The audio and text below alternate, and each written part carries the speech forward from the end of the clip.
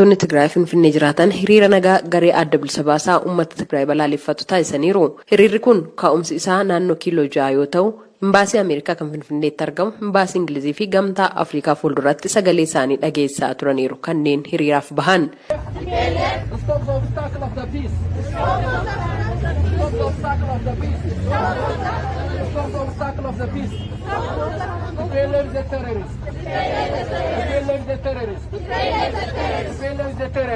Obbo Daawit Musee namoota hiriiricha keessa turan keessaati. ያለው ማህበረሰብ አትሊስት መናገር የማይችል ማህበረሰብ ነው፣ የታፈነ ማህበረሰብ ነው። እዛ አካባቢ ማህበረሰብ ስሜት ስለምናውቀው ስለምንረዳው ድምጽ ነው እንፈልጋለን። ሐዋስነች ጅሩ ሐዋስ ሀሰው እንደንደኝ ዳውካምሰሜ ጅራ ኑቲሞ miira hawaasachi jiru waan beeknuuf sagalee ta'uu fi qabnaa jenneeti. Hawaasni idil addunyaa imbaasiin Ameerikaaf dhaabbileen idil addunyaa kanneen biroon gareen kun shoror keessaa ta'uu hubatanii deeggaruu akka dhiisaniif akkasumas dhaabbadhu jechuu qabu jenneeti. Dhumaatiin lammiilee achiis ta'u akka dhaabbatu waliigalaan nageenyi Itoophiyaatti akka bu'uuf carraaquu qabu. Gama biraatiin waraanni kun marsaa sadaffaadhaaf deebi'ee eegalamuu laalsuudhaan kan quba walitti qaban gareen adda bilisa baasaa uummata Tigraay fi mootummaan federaalaa walii mannaa isaanii tuffanii jiru. Dursa nageenyaaf qophii ta'uu ibsuudhaan kan mootummaa federaalaa himatu gareen adda bilisa baasaa uummata Tigraay ammas nageenyaaf qophii kan hin taane mootummaa Itoophiyaati jechuun ejjennoo isaa ibsee jira.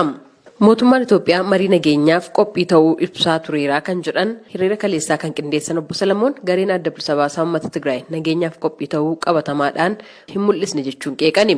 በአንድ ጊዜ መግዣ ነው እየሆነ ያለው። ምክንያቱም ሁለት ጊዜ ሶስት ጊዜ ለሰላም ተሰጥተናል ተብሎ ጊዜ ተገዝቶ አሁን ደግሞ እያየን ያለው ከትግራይ አልፎ በአፋር በአማራ ክልል እየገጠመ ያለው ከዛ አልፎ ደግሞ በኢትዮጵያ እየተከሰተ ያለው የዛ ጭላንጭል ነው። ስለዚህ nageenyaaf qophiidha haa jedhan malee yeroo ittiin bitachuudha kan ta'e sababni isaas yeroo lama sadii nageenyaaf qophiidha jedhamee ture garuu waan amma argaa jiru faallaadha. Tigraayin darbee Affaarii fi Amaaraa keessatti lola gaggeessaa jira. Isaan darbee ammoo wanti Itoophiyaa keessatti deemaa jiru calaqqeessaati. Kanaaf nageenyaaf qophii ta'uusaa hojiin hanga hin agarreetti akkam jennee nageenyaaf qophiidha kan jennu. Yoo dhugumaan nageenyaaf kan yaadu ta'e waraanni badii malee misooma hin qabu. Beela fida namatu dhuma. Kanaaf gara daandii nageenyaatti yoo dhufe hawwii hunda keenyaati. Paartiin mormituu Baayitoonaa Abbaayee Tigraay jedhamu gama isaan hiriira balaaleffannaa kaleessaa magaalaa Finfinneetti gaggeeffame mormee jira. Obbo Yoseef Haayile Sillaasee hoogganaa kutaa seeraa paartichaati.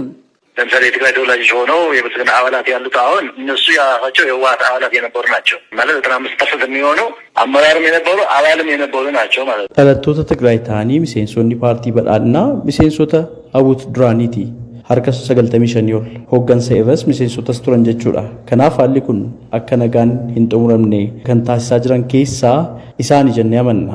Sababni isaa mootummaan sirnaan naannoo Tigraay seenee haala uummanni keessa jiru hubatee rakkoo kana akka hin furre kan godhan qaamolee kanneen jenneeti amanna. Kanaaf Abuut shoror keessaadha yoo jedhan shoror keessaan isaanuma jechuudha akka yaada paartii keenyaatti. Lolli kun irra deebiidhaan eegalamuu ilaalchisuudhaan sagalee Ameerikaaf ibsa kan kennan dubbi himaan paartii Arannaa Tigraay Andoomii Gabrasillaasee gama isaaniitiin lolli kun lola mul'atee hin beeknedha. Kallattii hundaaniyyuu wantoota ta'uu hin malleetu ta'aa jira. Lola badii hagasii geessaa jiru mitiiti walitti bu'iinsi xiqqoon iyyuu karaa nagaadhaan hiikamuu qaba ture. Ammas gara marii nageenyaatti deebi'uun barbaachisaadha jedhan. Namoonni hiriira kanarratti qooda fudhatan waraanni kun deebi'ee eegaluudhaaf garee adda bilisa baasaa uummata Tigraay itti gaafatamaa taasisanis ibsi fulbaana 19 qaama dhimma alaa humnoota Tigraay irraa bahee akka ibsutti waraana kana kan jalqabe mootummaa Itoophiyaati jechuun nageenyaaf danqaa kan ta'ee jiru mootummaa Itoophiyaati jechuudhaan ibsuun isaanii yaadatama. Gama mootummaa Itoophiyaatiin ibsa kanaan dura baheen qaamolee hundi walitti bu'iinsa dhaabuu qabu jechuudhaan kan weerara gaggeesseef weerarameef walqixa waamicha taasisuun hawaasa idila addunyaa sirrii miti jechuun qeequunsaa ni yaadatama.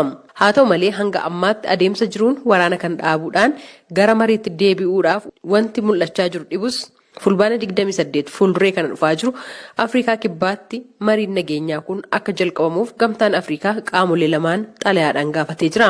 Gabaasa sagalee Ameerikaatiif